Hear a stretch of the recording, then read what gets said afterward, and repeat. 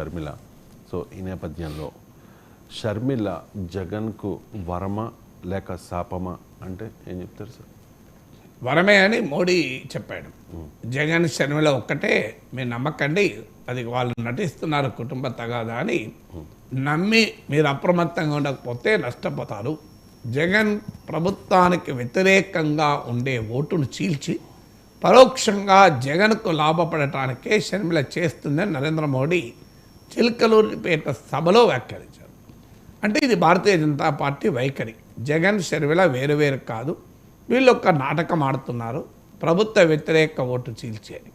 ఏ ఆరోపణ అయితే వైసీపీ పవన్ కళ్యాణ్ పైన 2019లో చేసింది, అంటే 2014లో టీడీపీకి మద్దతు ఇచ్చారు, 2019లో ప్రభుత్వ వ్యతిరేక ఓటు చీల్చడానికి పవన్ కళ్యాణ్ విడిగా పోటీ చేశాడు, మళ్ళీ 2024లో ప్రభుత్వ వ్యతిరేక ఓటు చీలకుండా ఉండడానికి మళ్ళీ టీడీపీతో కలిశాడు అన్నది వైసీపీ ఆరోపణ.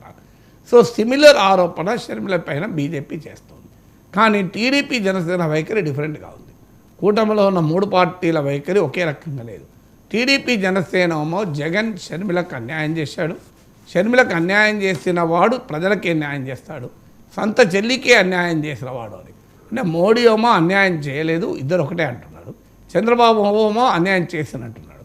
అందువల్ల మరి మన చంద్రబాబు నాయుడుకు మోడీకి మధ్యనే షర్మిల విషయంలో భిన్నమైన అభిప్రాయం ఉంది.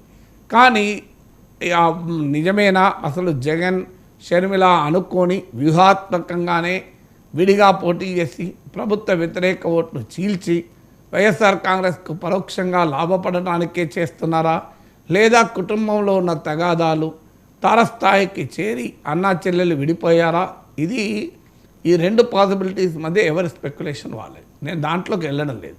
కానీ షర్మిల తీసుకుంటున్న వైఖరి వల్ల ఏమి జరగవచ్చు అని మాత్రం చెప్పచ్చు. షర్మిల ఈ ఎన్నికల్లో మొత్తం కేంద్రీకరణ జగన్కు వ్యతిరేకమే. ఎక్కడా చంద్రబాబు నాయుడును విమర్శిస్తూ చంద్రబాబు నాయుడు గెలవకూడదు, జగన్ గెలవకూడదు, ఇద్దరూ గెలవకూడదు, ప్రత్యామ్నాయంగా కాంగ్రెస్ని గెలిపించండి అని ఎక్కడ ప్రచారంలో ప్రముఖంగా చెప్పినట్టయితే నేను చూడలేదు.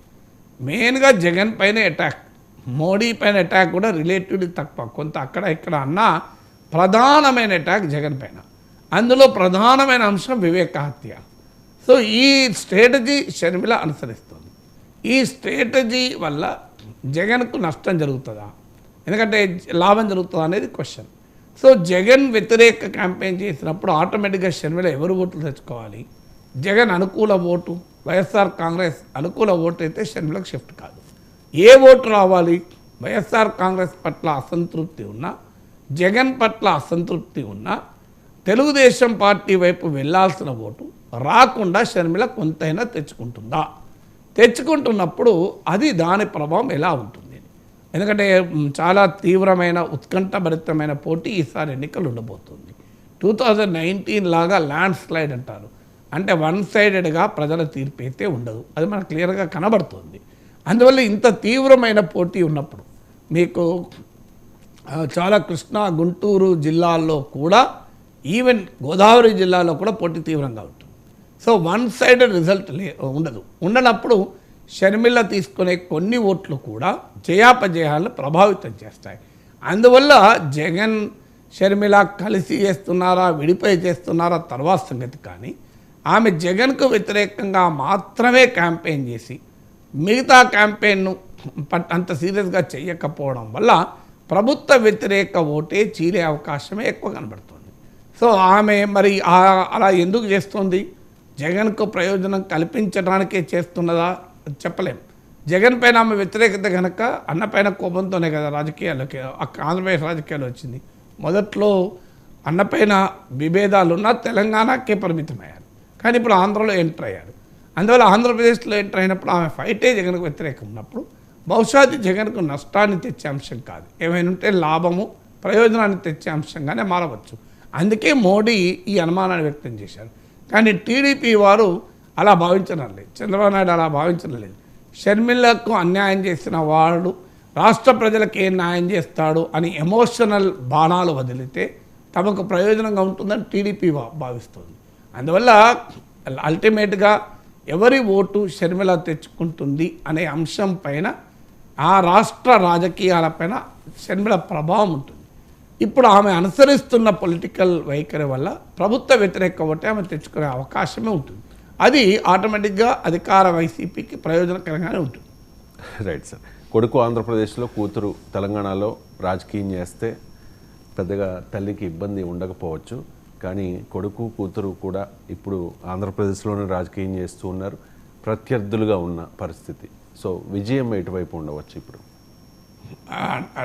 అంటే ఇక ఊహాగానాలు చేయకూడదు, ఎందుకంటే ఇది చాలా సెన్సిటివ్. మనకు రాజకీయం కావచ్చు. Yes sir. సో తల్లికి it's not purely political, it's an emotional question. Of course politics ఉండొచ్చు అలా, లేదని అంటలేను. కానీ ఏ తల్లికైనా ఎమోషనల్ క్వశ్చన్. తన కొడుకు కూతురు పరస్పరం పోటీ పడుతుంటే ఆ తల్లి ఏం చేయాలి? అందువల్ల ఒక పొలిటికల్ క్వశ్చన్ను మనం స్పెక్యులేట్ చేయొచ్చు, విశ్లేషించవచ్చు, అటు తిప్పొచ్చు, ఇటు తిప్పి ఎనాలిసిస్ చేయొచ్చు.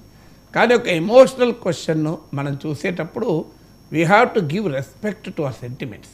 ఒక తల్లిగా ఆమెకున్న భావోద్వేగాల పట్ల మనం కొంత గౌరవంగా హుందాగా వ్యవహరించాల్సి ఉంటుంది. అది ఎవరి విషయంలోనైనా కానీ. అందువల్ల విజయమ్మ ఏమి చేస్తుంది? ఒకటి, ఆమె వైఎస్ఆర్ కాంగ్రెస్ పార్టీ తరఫునైతే ఆమె లేదు. ఎందుకంటే షర్మిల తెలంగాణలో వైఎస్ఆర్ తెలంగాణ పార్టీ పెట్టినప్పుడే ఆమె వైఎస్ఆర్ కాంగ్రెస్ గౌరవాధ్యక్షురాలు పదవికి రాజీనామా చేసి ఆమె ఆంధ్రప్రదేశ్ రాజకీయాలకు ఒక రకంగా దూరమయ్యారు. తెలంగాణలో షర్మిలకు మద్దతుగా ఇచ్చారు. మీరు అన్నట్లు ప్రత్యేకంగా రాజశేఖర్ రెడ్డి స్మారకార్థం జరిగినటువంటి ఒక గెట్ టుగెదర్ కూడా పెట్టారు, షర్మిలకు ఆశీస్సులు ఇప్పించడానికి.